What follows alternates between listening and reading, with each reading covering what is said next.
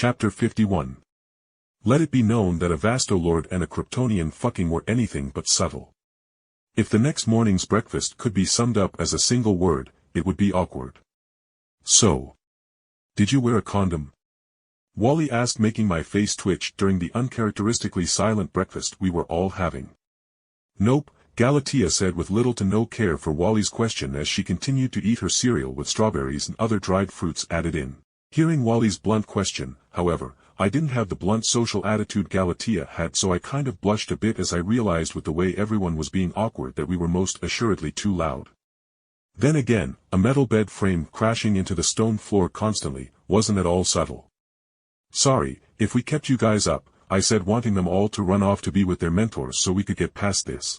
I just put in some earplugs, and the vibrations if anything helped me get to sleep, Connor said, shrugging without much care. But then Artemis, having gotten bored of Galatea giving only grunts and one-word response to her incessant questions, stood up from the table and moved over to Galatea. Girl, come on, you got to give me and Megan the details now. Artemis said before dragging the distraught form of Galatea with her barely balanced bowl of cereal that was on the cusp of falling to the floor. Oh, I want to know too. Girl time, no boys allowed. Megan yelled as she flew out of the dining room where we were all eating breakfast. No, seriously, are we going to have to worry about some kind of half-ghost half-Kryptonian baby on the way? Wally asked seriously before that serious expression cracked like an egg would explode after being dropped off the Empire State Building. Ha! Dude, you are so screwed. What if she actually does get pregnant? Wally asked, bursting out into laughter, and honestly, I didn't really mind if Galatea got pregnant. I had experience raising my much younger siblings in my last life, and it's not like I was hurting for money, though I could see Galatea herself not being happy with such a situation, as not only myself, but the league would bench her so hard, she wouldn't be able to even go beat up a purse snatcher and would be on pet rescue duty. Though our relationship itself most certainly wasn't at such a stage that we would be ready for such a thing, as we had only been dating for a few weeks at this point. Think Plan B could kill something already half dead? I asked, and not only Wally, but everyone choked on their food as they fought down horrified chuckles at my joke. Bro. That violates the league's no-killing rule so bad that I could see Batman dropping of a heart attack. Robin joked, and we all laughed at the thought of the masked crusader dropping dead of a heart attack at hearing the news of one of the league members getting an abortion. I assure you all, I am pro-life in this matter. I heard a gravelly voice speak, and woodenly I looked up from my eggs and saw Batman hovering over the stock-still form of Robin, who sunk into his seat with his shoulders rising up as though he could cover his ears with them and not hear the disappointment in his mentor/father figure's voice. We have a mission for you all, come to the briefing room now, Batman ordered, with the same customary cold visage being shown from under his cowl. Once we all gathered in the briefing room, we saw Black Canary also waiting alongside Batman with the girls already waiting for us. Hello guys, we got an interesting couple of missions for you all. Black Canary started after clearing her throat, and then she looked between me and Galatea for a brief moment before continuing on with her speech. So, a lot has been happening recently, but in total we have 2 situations we need your team to break into 2 teams to intercept and control said situation. Black Canary then spun on her heel and tapped the small wrist computer that she wore beneath her jacket to show the room's holograms, and on one side was an overview picture of what looked to be a prison and several photos of life within the prison. Yet on the other side of the holograms showed videos of a harsh jungle that had seemingly enhanced animals running around.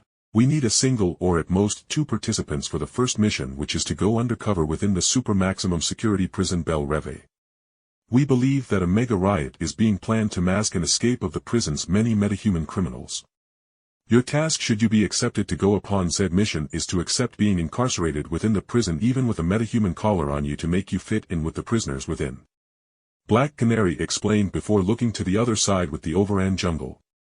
Now this mission is a bit more straightforward really. We have already collected some information, and we know that the supervillain Brain has collected and reverse-engineered some cobra venom and has wantonly injected it into the animals of India, enhancing them beyond what normal people and even less equipped military units can deal with. The parameters of this mission are to collect Brain's notes on his advancements of cobra venom so we can refuse his changes to the wildlife, and of course to apprehend the villain as well. After explaining the 2 missions to me, I realized how different this world had become, as normally at this point, there was supposed to be a big split in the team, as Calder/Aqualad was called out for hiding the fact that there might be a mole on the team. Hell, Red Tornado was never even attacked, and Evo hasn't even made an appearance again with those extra androids that could control other elemental stuff not attacking this very mountain. Was my foreknowledge even still valuable? I shook those thoughts out of my head as I focused on the missions in front of me while the team discussed who would be best to go on either mission before I raised my hand. I nominate myself to go on the Belle Reve mission. I am immune to the metahuman collars they use with my powers being spiritual in nature. Or at least I think so. I said, and then my face twitched as Batman reached behind himself, took out a collar with one hand and held a remote in his other hand. Prove it. If you are correct, then you would most certainly be the best to go on the prison mission, but keep in mind even Superman is partially susceptible to these metahuman collars, and the prison itself was built under Amanda Waller's strict supervision to be capable of holding a Kryptonian for 5 minutes so the League could arrive to subdue them in theory. Batman explained, holding out the collar, and I took it, and after a moment of hesitation I slipped it on around my neck. Honestly, it was best to test if such a thing could steal away my powers with all these League heroes rather than chance going around Amanda Waller and her little prison of Suicide Squad possible members.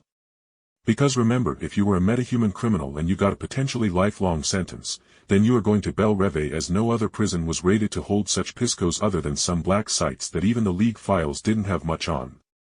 So supervillains from across the US and even other nations across the world would be housed in that mega prison. Do you feel anything, Jake? Batman asked me, and just to test I switched between my hollow and human forms a couple times without any issue, and then even in my weaker human form I held out a finger and a small zero appeared on the tip of my finger without any issue. Nope, the collar doesn't affect me other than being an uncomfortable ass collar slightly strangling me. I said dryly as Batman hummed in thought. Heads up, he said, and then with a loud flick I cursed as harsh sparks of electricity shot between my fingers and across my neck as the collar electrocuted the shit out of me. Cut it off, damn it, I yelled. But Batman only responded with a hurried, remove it yourself, this is the same collar they use in Belle Reve, and should the systems be taken over you need to remove it yourself. He warned me, and with a snarl I coated my hand in spiritual energy and practically melted the collar off of my neck, as I doubted attempting to rip it off would go that well. Fuck you, Batman, that hurt, damn it, I cursed, rubbing my bruised red neck as Galatea stomped over to check on me. You, okay? She asked with true care in her voice, and I grimaced as she gingerly touched the bruises on my neck before I snorted as she laid a quick kiss on it as though that would make it better, and then Galatea stepped away from me and gave a Batman an even stare that made me fear for the man's ribs, as I had seen that considering stare on myself before Galatea attempted to sucker punch me in the nose or throat. Okay, so Jake is going on the Belle Reve mission. Does anyone else have a good reason they would fit in there? Black Canary spoke, and no one had an answer, as anyone else with powers would be susceptible to the metahuman collars, or once the collars were disabled, they wouldn't be able to match the criminals within, who more often than not did have powers as well as a large numbers advantage. Galatea, however, when she offered to go with me, was shut down as the team in India needed another heavy hitter, with Calder having left the team to stick with his mentor, protect his mentor's pregnant wife, and be with his new Atlantean girlfriend. Alright, well, I guess I will be seeing you all later then, I said, giving Galatea a hug as she and the rest of the team left to go to the bioship in order to head to India's jungles, while I stayed with Batman and Black Canary for my arrest, basically.